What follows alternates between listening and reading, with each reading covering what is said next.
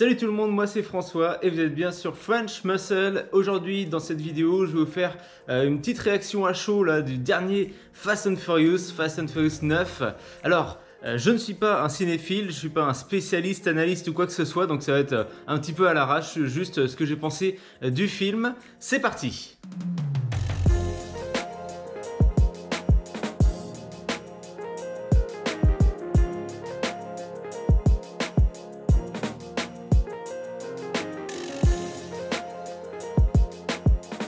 Alors tout d'abord je tiens à dire que tant qu'ils sortiront des Fast and Furious, moi j'irai les voir, je suis vraiment public de ce genre de film. Et en plus je considère que c'est la plus grande saga sur le thème des voitures. Là ils sont rendus au 9, donc c'est de plus en plus difficile de faire des choses intéressantes et captivantes.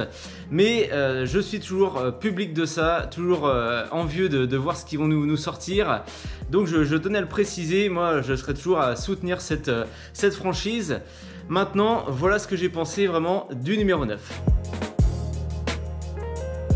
Alors je dois dire que malheureusement pour commencer je suis resté plutôt sur ma faim. C'est vrai que comme je disais juste avant, plus ça va dans les numéros, plus on s'attend à des trucs dingues. Mais d'un autre côté c'est vite fait aussi d'être déçu parce que justement on a cette attente. Et c'est un petit peu ce qui s'est produit aujourd'hui. Alors si vous aimez les autres Fast and Furious, je vous encourage à aller les voir, vous passerez un bon moment de toute façon. Mais c'est vrai que sur certains points quand même, j'ai été un petit peu déçu. Par contre, pour le côté positif, je reviendrai sur pourquoi j'ai été déçu après. Mais sur le côté positif, toujours forcément les voitures. Et là, on a vraiment du lourd comme à chaque fois. Des modèles vraiment de connaisseurs. On voit que les mecs organisent ça. Ils ont vraiment été chercher les modèles. Ils ont demandé à des préparateurs de faire ces voitures un petit peu atypiques. Et on a aussi des modèles de série, des éditions limitées et tout. Donc qui sont vraiment intéressantes à voir en film. C'est des choses qu'on verra pas dans d'autres films. Comme une Jaguar Project 8 par exemple. Vraiment quelque chose de peu connu. Bien sûr les préparations, notamment les Chargers de Speedcore. Qui font la renommée maintenant de la franchise. Ces Chargers de Dominic Toretto, c'est toujours un petit peu les superstars. Mais on a aussi des véhicules, des supercars édition limitée. On a une Chevrolet Nova, les nouvelles Supra, donc qui à l'époque où le film devait sortir étaient toutes nouvelles. Maintenant c'est un petit peu plus commun on va dire.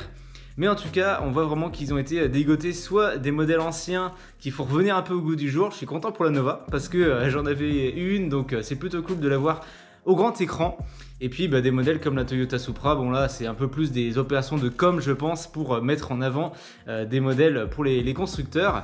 Mais en tout cas de voir qu'il y a vraiment une recherche sur les véhicules. Il y a certains véhicules qu'on aperçoit que quelques secondes, mais des véhicules qui sont apparus au SEMA Show ou qui ont été faits par les préparateurs. Donc là vraiment c'est le gros point fort de ces films et c'est pour ça que j'adore la saga Fast and Furious. C'est qu'on a des choses qu'on voit nulle part ailleurs. Nulle part ailleurs vous aurez des films avec autant de recherche au niveau des véhicules et en plus qui sont bien mis en avant, c'est-à-dire que au niveau de la sonorité, au niveau des angles, des prises de vue, on sent qu'ils font en sorte que les véhicules soient bien mis en avant et que ça fait partie des personnages du film quoi. Maintenant ça c'était le côté positif et ce pourquoi je vais voir tous les Fast and Furious. Maintenant les petites choses qui m'ont un peu déplu ou en tout cas où je suis resté sur ma faim. Et là je vais pas rentrer dans le débat, oui c'est impossible, ils partent dans des délires de machin, ça on sait que c'est le lot du blockbuster, du film d'action, il y a forcément des choses qui sont totalement improbables, et ça on s'y est habitué avec les Fast and Furious, je pense que même depuis le premier numéro, n'en déplaise aux détracteurs, il y avait déjà des choses qui étaient totalement improbables, et plus ça va, plus effectivement ça part loin. Je vais pas tout révéler parce que vous n'avez peut-être pas été voir le film encore, mais ça part des fois très loin. Pareil au niveau du scénario, il y a des personnages qui reviennent avec des explications plus ou moins farfelues. Bon, ça c'est un peu le côté un peu lourd. Mais ce qui m'a surtout déçu, c'est que j'ai jamais à aucun moment été surpris en termes de course-poursuite, en termes vraiment de cascade un petit peu qui changent. On a des courses qui reviennent un petit peu sur des choses qu'on a déjà vues. On n'a pas été vraiment impressionné, comme par exemple la course poursuite je crois dans le 5 avec le coffre-fort et les deux chargers qui le tirent. Bon ça c'est quelque chose de vraiment unique. À aucun moment dans le 9 il y a eu ce moment où tu es là, ah ouais putain c'est vraiment génial, c'est vraiment bien trouvé etc.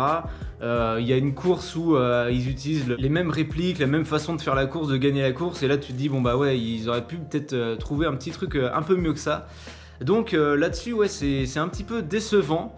Dites-moi en commentaire, hein, n'hésitez pas bien sûr, ce que vous en avez pensé, si vous l'avez vu. Hein, je veux vraiment que vous l'ayez vu, parce que sinon ça compte pas. Hein, ou dites-moi si vous avez envie de le voir ou pas. Ça aussi, ça peut être intéressant. Mais voilà, je me dis, on est rendu au numéro 9, ils ont un budget quasi illimité. Ils ont, j'imagine, des scénaristes, des mecs, des cascadeurs et tout. Et c'est vrai que le film passe et tu te dis, voilà, ils arrivent moyennement à se renouveler. Voilà, je me demande ce que ça va donner pour la suite. Il y a eu quand même des bons points, il y a eu des moments intéressants. Et encore une fois, je ne dévoilerai pas tout ici, je veux pas faire trop de spoilers. Mais il y a eu quelques moments où j'ai dit, ah ouais, c'est cool qu'ils aient montré ça, ils l'ont pas vraiment fait dans d'autres films. Mais plus le film avançait et plus je me disais, voilà, il n'y a pas de nouveau, il n'y a pas de... C'est toujours les mêmes choses, des nouveaux caractères, je commence à parler anglais, des nouveaux personnages qui reviennent, on ne sait pas trop pourquoi, parce qu'ils avaient besoin de relancer un peu le truc. Et voilà, j'étais un petit peu déçu à la fin du film, je dois le dire.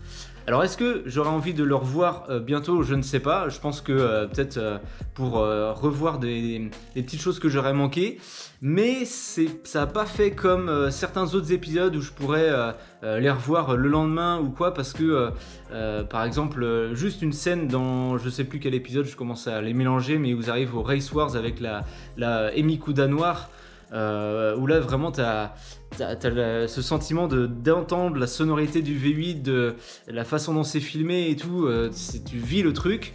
Là il y a eu quelques petits moments comme ça, mais c'est pas assez, on va dire, pour rattraper les autres choses qui étaient un petit peu dommages. Donc pour faire un petit peu le récap, toujours content de voir les super bagnoles qu'ils nous proposent, des belles préparations, des modèles qui venaient de sortir, des modèles très peu connus et d'autres plus connus. Mais un petit peu dommage au niveau du scénario et des cascades, je m'attendais à un peu mieux. Donc dites-moi encore une fois en commentaire, si vous avez été voir le film, qu'est-ce que vous en avez pensé? Si vous avez juste vu par exemple ma vidéo ou les trailers, eh bien est-ce que ça vous a donné envie d'aller voir ce film?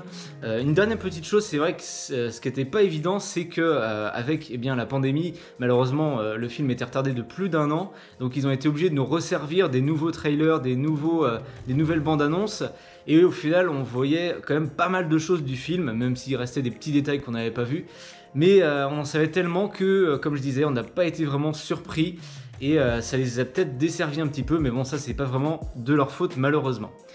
Allez, n'oubliez pas de vous abonner à French Muscle si c'est pas déjà fait, de mettre le pouce bleu en bas de la vidéo, toujours de commenter pour donner votre avis, d'aller voir les réseaux sociaux Facebook et Instagram. Et moi je vous dis à la prochaine sur French Muscle avec le retour des V8. Ciao!